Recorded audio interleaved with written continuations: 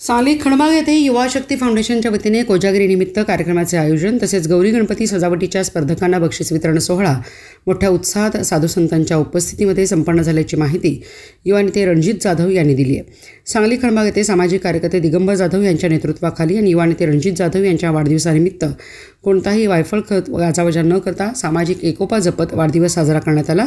त्यानिमित्ताने दर सालाबादप्रमाणे यंदाचे वर्षसुद्धा गौरी गणपती सजावटीचे आयोजन करण्यात आले होते। त्यामध्ये सहभागी स्पर्धकांना आणि विजेत्या स्पर्धकांना बक्षीस वाटप साधू संत दीपक केळकर महाराज, कैलास भारती महाराज, श्री धामजी महाराज, संजय गुरुनाथ कोटणीस महाराजांच्या हस्ते करण्यात आले।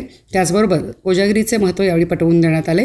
तसेच संतांच्या उपस्थितीमध्ये रणजित जाधव यांचा वाढदिवस साजरा करून संतांच्या हस्ते फुले उधळून रणजित यांना शुभेच्छा देण्यात आल्या। यावेळी रणजित जाधव म्हणाले, महिला आणि युवकांना सक्षम बनवण्यासाठी कार्यक्रमाचे आयोजन करण्यात आले होते।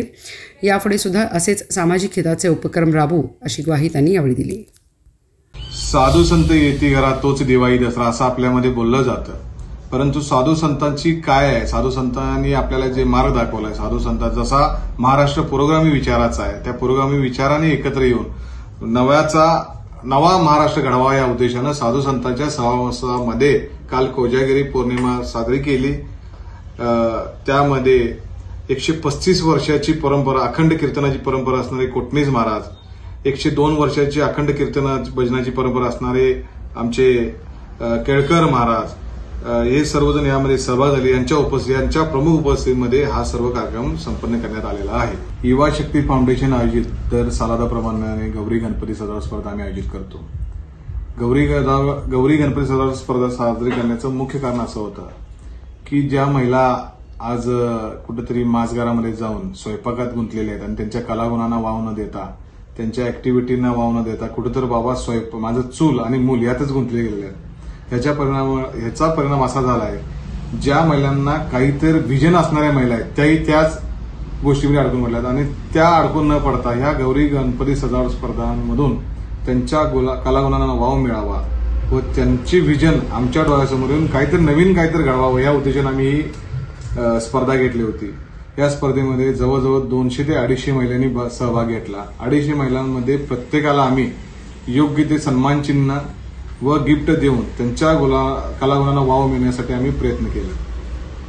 त्यानंतर युवा शक्ती फाउंडेशननं तसाच कोजागिरी पौर्णिमेचा एक सुवर्ण योग साधून माता लक्ष्मीच्या रूपामध्ये ज्यावेळेला फिरत असते आणि त्या लक्ष्मीचं आणि सरस्वतीचं सुगम संगम कुठेतरी व्हावा या उद्देशाने एकत्र केलं व नशाच्या आहारी गेलेल्या तरुणांना नशा न करता दुधाच्या रूपानं सुदृढ व्हा ह्या उद्देशानं युवा शक्तीनं काल गौरी गणपती सजावट स्पर्धेचं बक्षीस वितरणही केलं व पुरुषांना व तरुणांना नशेपासून वेगळं व्हावं आणि दुधासारख्या अमृतामध्ये सहभाग व्हावा व सुदृढ प्रभाग, सुदृढ सांगली, सुदृढ देश घडवावा या उद्देशाने युवा शक्तीनं हा कार्यक्रम राबवला आहे। असे विविध उपक्रम आम्ही युवा शक्ती फाउंडेशनच्या माध्यमातून राबवत असतो। भविष्यामध्ये युवा शक्ती फाउंडेशनच्या वतीनं वेगवेगळे पुरुषांसाठी व तरुण मुलांना व्हिजन दाखवण्यासाठी वेगवेगळे आयोजन करण्यात येणार आहे। या कार्यक्रम आम्ही इथंच थांबवतोय। बाबा आज काही तर व्हिजन, काहीतरी योग आलाय म्हणून करतोय असं नाही, तर संस्कृती जपावं व संस्कृती ही ज्याला आपलं इतिहास माहीत असतो त्याला भविष्याची काय करावं हे व्हिजन कळत असतं, म्हणून इतिहासाची जाणीव करून देण्यासाठी ही संस्कृती जपतोय आणि भूतकाळ बघितल्याशिवाय भविष्याचा वेध घेता येत नाही।